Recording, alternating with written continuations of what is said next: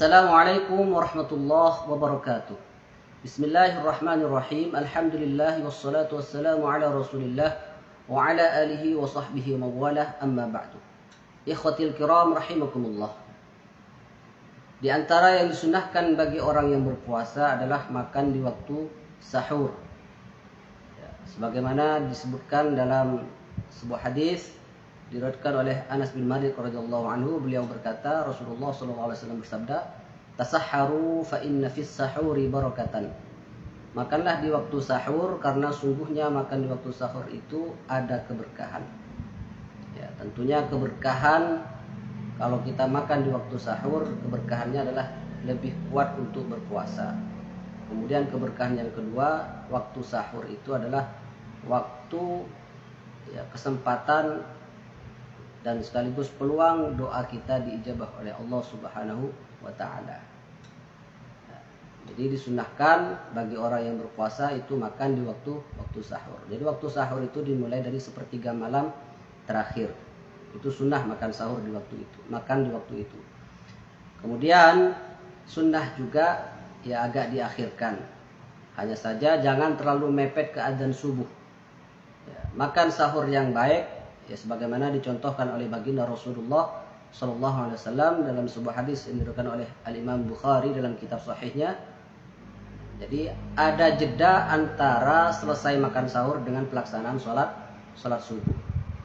Di hadis itu disebutkan jeda antara makan sahur Rasulullah SAW dengan pelaksanaan salat subuh itu ada kira-kira qadrama yaqra'ur rajulu 50 ayatan.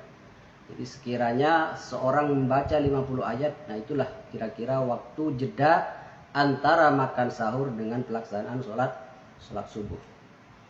Jadi kalau mau makan sahur, yang baik adalah makan sahur di waktu yang sekiranya tetap ada jeda antara selesai makan dengan sholat subuh. Sehingga kita sholat subuh lebih siap dan tidak terburu-buru. Apalagi mepet-mepet adzan subuh kalau makan sahur itu berbahaya. Apalagi kalau kita makan belum selesai, di mulut masih ada makanan.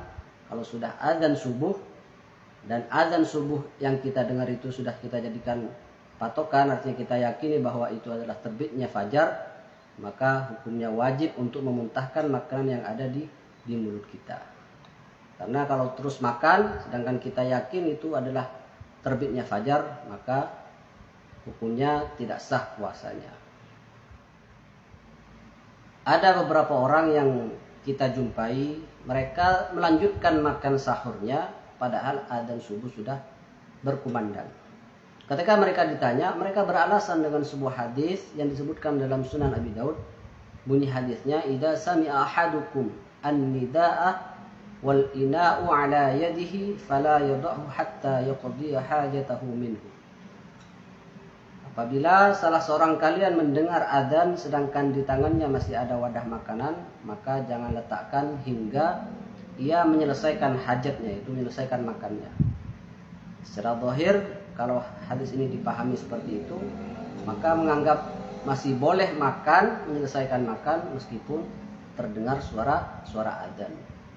Tapi tidak seperti itu penjelasan hadis ini. Hadis ini berkaitan dengan adzan yang pertama untuk adzan subuh. Karena di waktu subuh itu di zaman Rasulullah SAW adzannya 2 kali.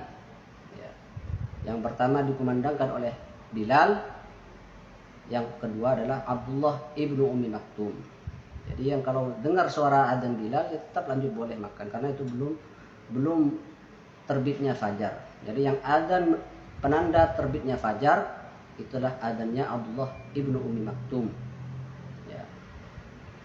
Jadi jelas ya, kalau sudah terbit fajar, adzan terbitnya fajar, karena kita adzannya sekali ya itu adalah adzan penanda terbitnya fajar, maka wajib hukumnya berhenti untuk makan, tidak melanjutkan. Bahkan kalau ada makanan di mulut kita itu wajib untuk dimuntahkan, dan kalau tertelan maka batal puasanya.